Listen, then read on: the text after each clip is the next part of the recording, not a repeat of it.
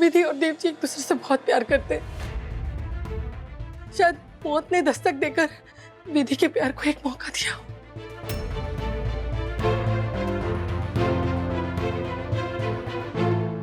क्या बोल रही हो विमला? अब हालात बदल चुके हैं। ये जानते हुए कि विधि अब ज्यादा दिन नहीं जिएगी, क्या विधि का हाथ पकड़ेंगे देव साहब? कल तक हम विधि के भविष्य के लिए चिंतित थे। अगर आज वो चिंतित हो और वो चाहें कि वो एक बीमार पत्नी नहीं चाहती अपने जीवन में, तो उनका दोष नहीं होगा विमला। गलत सोच रही हो तुम विमला। ये पर वो विधि से बहुत प्यार करते हैं। तुम ममता में अंधी हो रही हो विमला। तुम जानबूझकर विधि की बीमारी के बावजूद भी क्या उन्हें इस दुविधा में डालोगे? देव साहब को तुम अपनी बेटी की अर्थी के साथ बांधना चाहती। मैं उनसे नाराज जरूर हूं, लेकिन इतना बेदिल नहीं हूं मैं विमला कि अपने स्वार्थ के चलते किसी की जिंदगी तबाह कर दूं। ये सब नहीं कर पाऊंगा मैं विमला। भगवान को मुंह दिखाना है मुझे। देखा आपने, मैं जानती थी एक नाराज बाप के पीछे मेरा वो पति छिपा था जो गुस्से में भी किसी का बुरा नहीं कर सकता, एकदम काले सोने की तरह। मैं सोचती हूँ कि बताने में हर्जी क्या है। हो सकता है कि देव जी हमारी कुछ मदद ही कर सके। उनकी तो यहाँ से लेकर विदेश तक बहुत पहचान है ना। वो विधि को बचाने के लिए जान लगा देंगे। वो जान लगाकर भी नहीं बचा पाएंगे विमला विधि को। और फिर किस मुंह से जाएंगे हम उनके सामने? वो कहेंगे आ गए विधि के बेशर्म माँ बाप अपनी मरती हुई बेटी के लिए भीख मांगने। और भीख मांग भी लेता मैं। अगर इतनी सी भी उम्मीद होती ना उसके बचने की, तो मैं जरूर भीख मांग लेता विमला। डॉक्टर साहब ने कहा है कि इस बीमारी का कोई इलाज नहीं है पूरी दुनिया में। अगर कोई इलाज होता तो डॉक्टर खुद हमें बता देते। और अम्बा जी ने भी कहा है कि ये देश के सबसे बड़े डॉक्टर हैं। मुझे अपनी बेटी का तमाशा नहीं बनाना है विमला। और कहीं विधि को मालूम चल गया तो वो और मायूस हो जाएगी विमला। देव साहब से भी ये बात छुपानी होगी। अभी कुछ कहने की जरूरत नहीं है विमला। शायद यही सही है कि वो दोनों जितने भी दिन मिले मौत के साए में ना मिले। विधि देव जी से मिलकर बहुत खुश होती है। दोनों जितने दिन के लिए भी मिले बस खुश रहे। जितने दिन भी विधि के पास हैं उसे देव साहब से मिलने देते। मैं ऊपर ऊपर से नाराजगी दिखाता रहूंगा क्योंकि वो जानती है कि मैं इस रिश्ते के सख्त खिलाफ हूं। मैं भले ही हामी ना भरूं खुलकर, लेकिन तुम जान लो विमला कि इस रिश्ते के लिए मेरी हार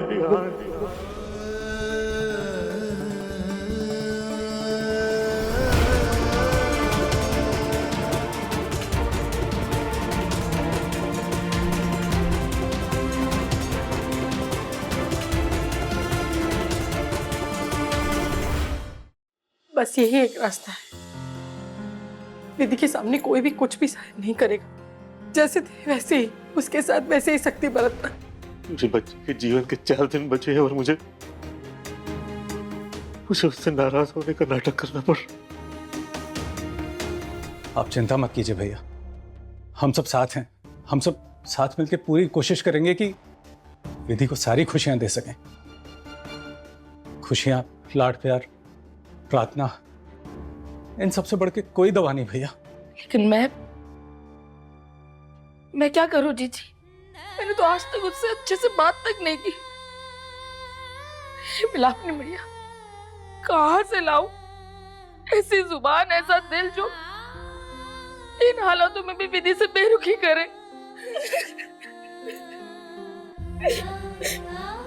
होगा और मिला करना होगा, दिल पे पत्थर रख के करना पड़ेगा, इन आंसुओं को पी के करना होगा, क्योंकि अगर हम सब अचानक बदल जाएंगे तो उसे शक हो जाएगा। विधि के लिए करना होगा।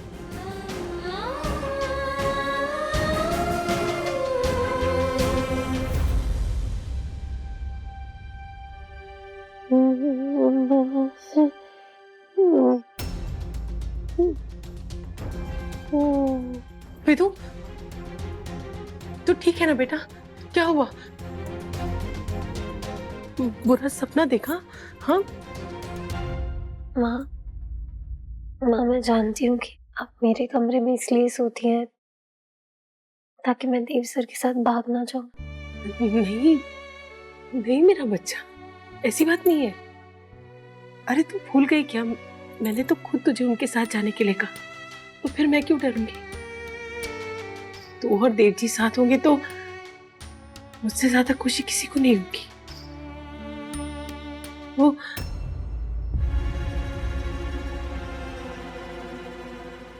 माँ, क्या हुआ? कुछ भी तो नहीं। आप कुछ छुपा रही है माँ? नहीं नहीं तो बेटा, बस तेरी तबीयत की चिंता है। तो ठीक से खाया पिया कर। माँ, मेरी तबीयत बहुत खराब है क्या? आप इतना क्यों परेशान हैं? बेकार की बातें कर रही है तू। पिछले दिनों इतना कुछ हुआ, तुझे पता है, रात में उठ के बड़बड़ाने लगती थी तू, और अभी तू बेतु की बातें कर रही है। अगर तुझे लगता है ना कि मैं तुझ पर शक कर रही हूँ तो ठीक है, मैं चली जाती हूँ।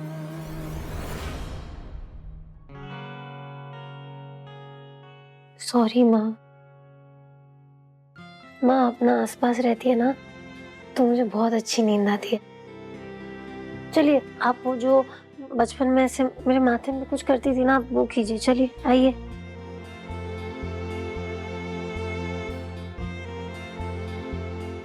माँ, माँ मुझे सीमा की याद आ गई। वो रातों में कितना रुका करती थी हमारे यहाँ, और वो भी इसलिए था कि उसे एग्जाम के दिनों में पढ़ना ना पड़े। कितने मजे करते थे ना हम।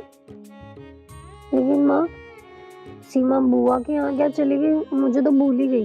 2 हफ्ते हो गए, उसने एक बार फोन भी नहीं किया, मेरा हालचाल भी नहीं पूछा। बेटा, उसने मुझे फोन किया था तेरा हालचाल पूछने के लिए। वो तो आना भी चाहती थी पर मैंने ही मना कर दिया। कहा कि यहाँ का माहौल ठीक नहीं। अब कर लेना तू सिर्फ।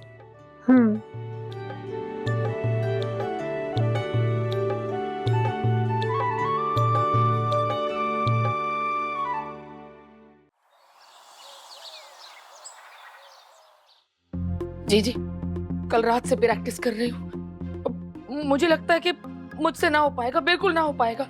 कहीं अगली फिल्म को देख के मैं रो ना पड़ूं। उर्मिला, मेरे लिए भी ये बहुत मुश्किल है।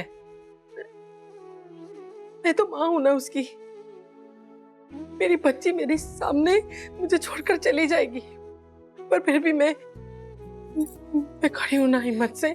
तुझे भी अपना मन कड़ा करना होगा और अपनी पगली फिल्म को 2-4 ताने देते हुए इस आंगन में घुसना होगा। जी जी, क्या मैं बुढ़े होने तक जिंदगी भर उसे ताने नहीं सुना सकती?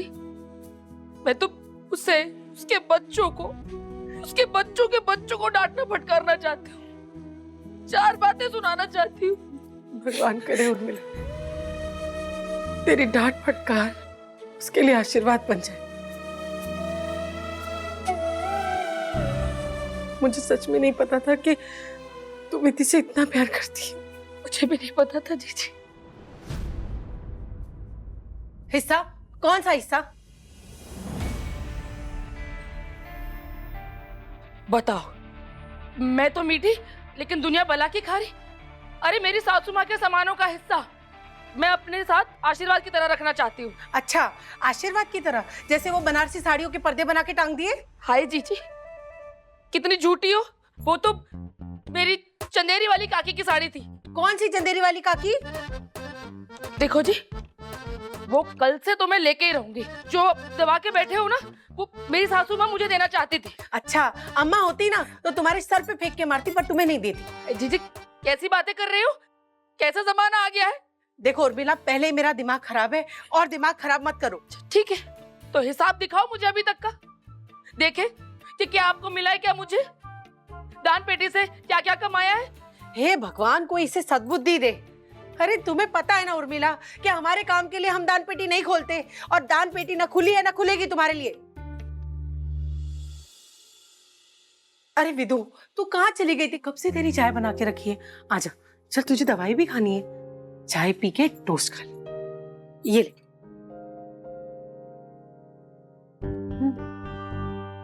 तुझे तो पता है ना अपने चाची का हर रोज एक नया ड्रामा।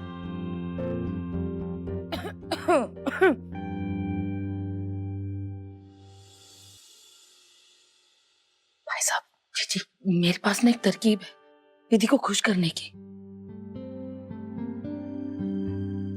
मैं जब भी मंदिर के मुनाफे की बात करती हूँ तो दीदी को बड़ा बुरा लगता था, और जब भी इस बार मैं दान पेटी की बात छेड़ू ना तो आप मेरी धज्जियां उड़ा देना, दीदी खुश हो जाएगी।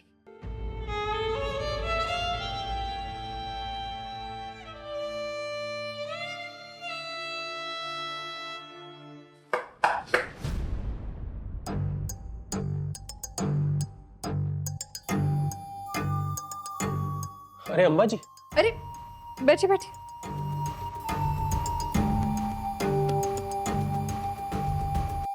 अम्मा जी देखिए, ये मुझे बहुत अनएथिकल लग रहा है।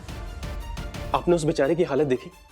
देखिए, अगर ये किसी को पता लग गया तो मेरी डिग्री और लाइसेंस दोनों रद्द हो जाएंगे। और देखिए, मेरा ज़मीर भी गवारा नहीं कर रहा मुझे ये सब करने के लिए। कुछ नहीं होगा आपको, मैं हूं ना, नहीं पकड़े जाओगे। और कितने अच्छे से काम किया है आपने, एकदम सफाई से।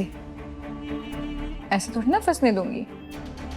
बस अब जैसा मैं बोलूं वैसा ही करते जाना।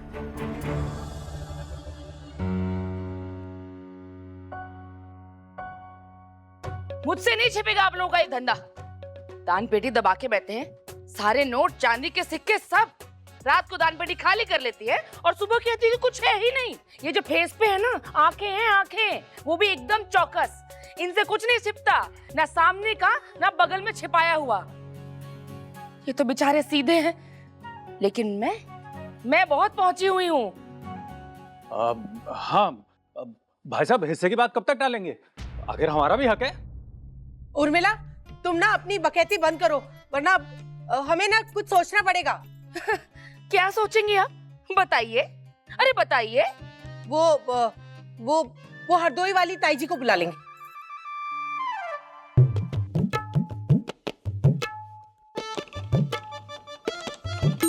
हरदोई वाली ताई जी? जी ये बात तो तय नहीं हुई थी। आप ऐसे कैसे उनको बीच में लेकर आ रही हैं? नहीं तो तुम्हें तो वही ठीक कर सकती हैं। अरे कब से बकबक किए जा रही हो, खून पी रखा है हमारा। देखो जीजी, अपना हिस्सा तो मैं लेकर रहूंगी। वो हाँ, चावलों के डिब्बे में जो 100 के नोट दबा रखे दान पेटी गई है ना। विधि, विधि बेटा, तू अंदर जा, तेरे काम की बात नहीं है। तेरी चाची को तो आज मैं देख लूंगी, इसका सारा हिसाब किताब मैं यही करूंगी। जा जा अंदर जा जा। हाँ तो बोलो क्या बोल रही थी? हाँ, जरा सा भी लिहाज है? तुम्हारी जेठानी हूं मैं, तुमसे इतनी बड़ी हूं मैं, तुम कुछ भी बोलती जाती हो, और जैसे ही मौका मिला वैसे ही गिद्ध की तरह मंडराती रहती हो। आज माँ तो एकदम भल्लाट मूड में। माँ ने चाची के सारे तोते उड़ा दिए।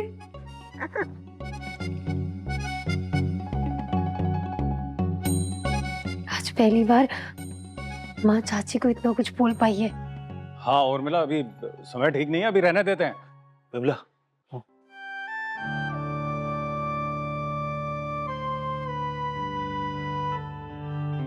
अब बेटू, तू ठीक है ना? तू परेशान मत हो। अरे तू तो जानती है ना चाची को, हर रोज का काम है उसका ये।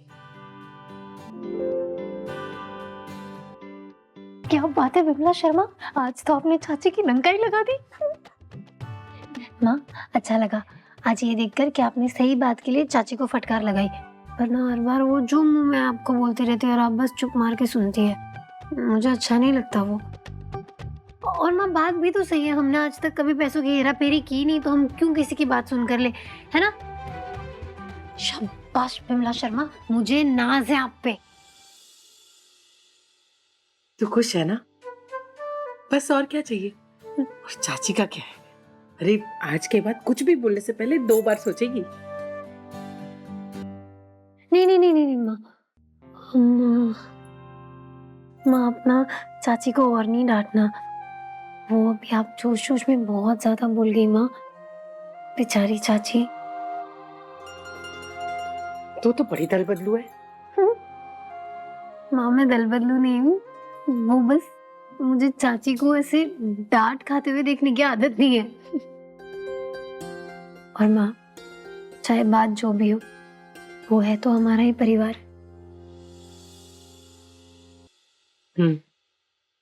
जानती हूँ।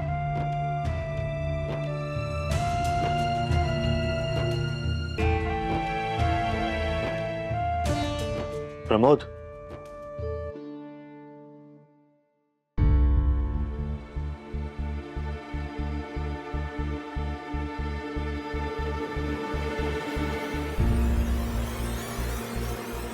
विदीदी, विदीदी,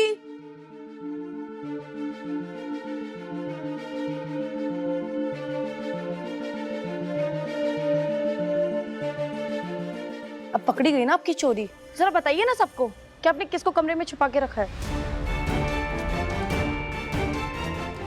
मैं कह रही हूँ ना आपके कमरे में कोई छुपा हुआ है।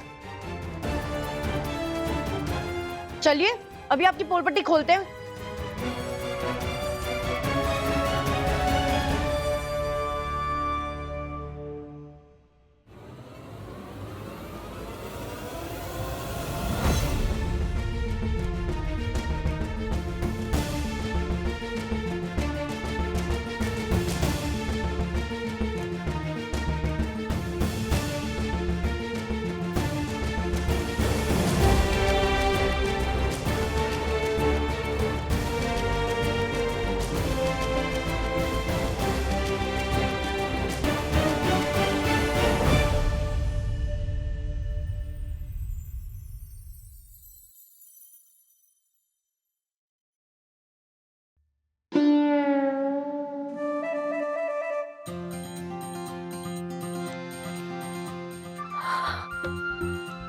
सीमा, सरप्राइज। सीमा, सीमा।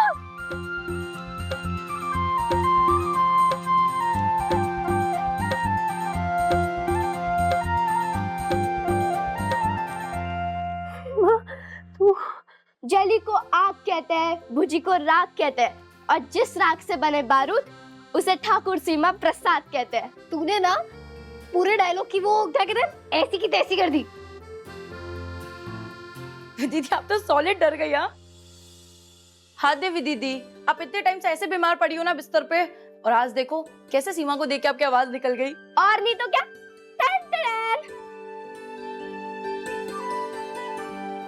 सीमा तो कब आई और कैसे? माँ हम कल ही बात कर रहे थे ना इसके बारे में, और देखो ये आ गई। और नहीं मैं तुझसे नहीं बात कर रही, तू अपनी बुआ के घर क्या गई, तू मुझे बिल्कुल भूल भी गई, एक फोन भी नहीं किया तूने मुझे। और ये सीमा तेरी पढ़ाई देखो अचानक से छुट्टी कैसे दे दी उन्होंने? यही रहेगी ना अभी तो, थोड़े दिन तो यहीं पे होगी ना। तो सीमा सीमा सीमा सीमा सीमा सीमा सीमा सीमा सीमा तुझे क्या हो गया? सीमा माँ देखो ना इसे क्या हो गया? सीमा तुझे क्या हो गया? सीमा सीमा आगे खोलना, सीमा सीमा आगे खोलना प्लीज। सीमा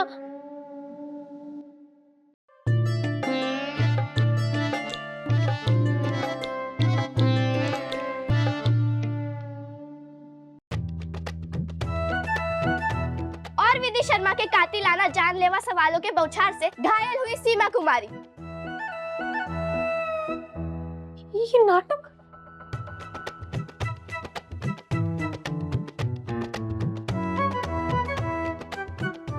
कि एक सटियाई महिला ने किए ऐसे तीखे जहरीले सवाल। सीमा की बच्ची, मैं सटियाई हुई तुझे अभी दिखाती हूँ कौन सटियाई हुई है।